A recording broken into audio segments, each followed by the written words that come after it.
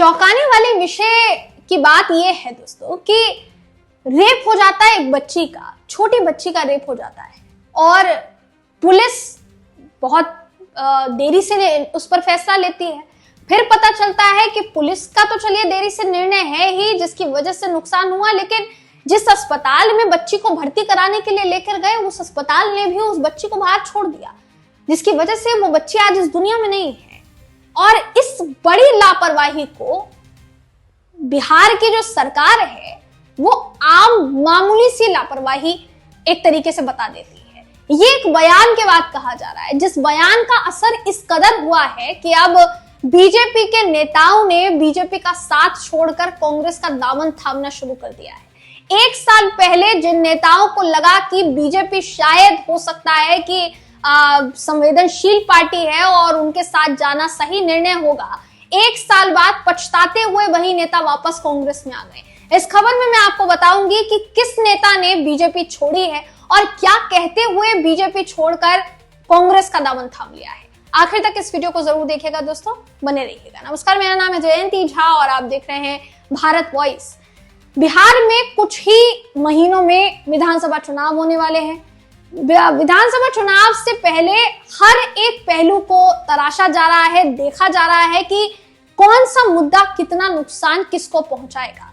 ये बात बिल्कुल छिपी नहीं है कि अक्सर बिहार के जो मुद्दे हैं वो धरे रह जाते हैं और जात पात इन तमाम चीजों पर बिहार की जनता वोट करती है। लेकिन क्या ये इस बार भी संभव है?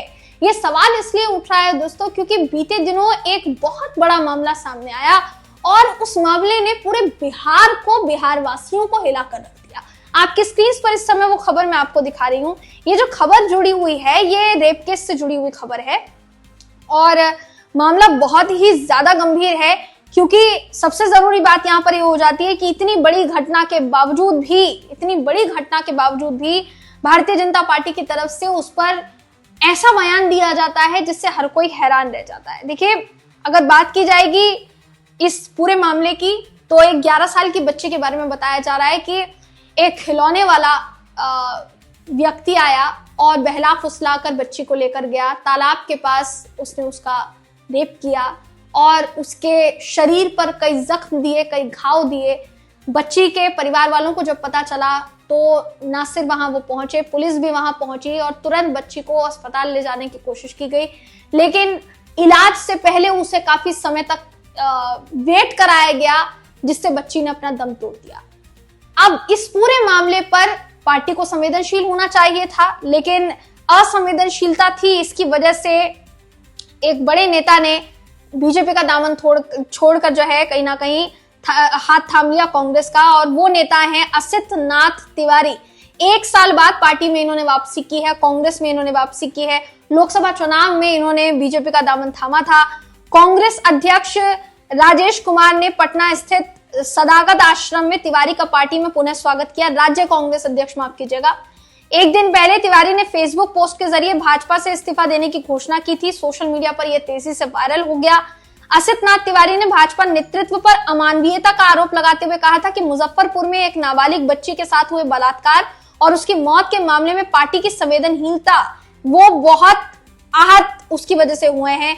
वो कहते हैं कि जब बच्ची पटना के अस्पताल में जिंदगी और मौत से जूझ रही थी तब मैंने भाजपा प्रदेश अध्यक्ष दिलीप जायसवाल से फोन पर बात की, गुहार लगाई, लेकिन उन्होंने तंज कसते हुए कहा कि तुम पत्रकार नहीं हो, हर सरकारी अस्पताल में ऐसे मरीज मिलते रहते हैं।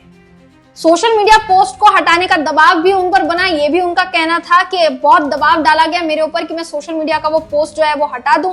असित नाथ तिवारी पहले भी भाजपा की कार्यशैली को लेकर सवाल उठाते रहे हैं। मुख्यमंत्री नीतीश कुमार के नेतृत्व में बिहार में विधानसभा चुनाव लड़ने की घोषणा पर भी वो भाजपा से असहमत थे और एक साल बाद अब फिर से उन्होंने कांग्रेस में वापसी कर दी है।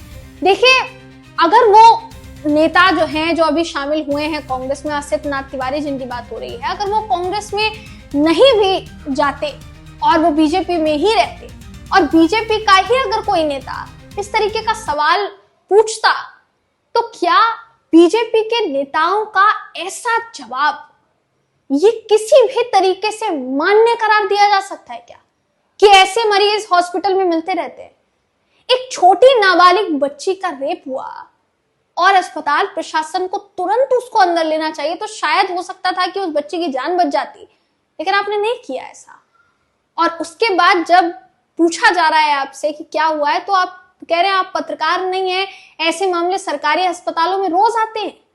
ये संवेदनहीनता की पराकाष्ठा हो गई दोस्तों, जिसको पार कर दिया है बिल्कुल भारतीय जनता पार्टी ने। अब जो आरोप लगाया जा रहा है तिवारी साहब की तरफ से, उन आरोपों को तो नकारे दिया एक तरीके से, ये कहते हुए कि भाई पोस्ट हटा दीजिए आप, जैसा वो कह रहे हैं। अगर इस बात में रत्ती भर भी सच्चाई है तो ये भाजपा नेतृत्व पर कई तरीके के सवाल खड़े करता है, और इसका असर बिहार में विधानसभा चुनाव पर कितना पड़ेगा यह आने वाला वक्त बताएगा। आप इस पर क्या सोचते हैं, आपकी राय कमेंट करके जरूर बताइएगा। अगली वीडियो में आपसे फिर मिलूंगी, तब तक के लिए नमस्कार।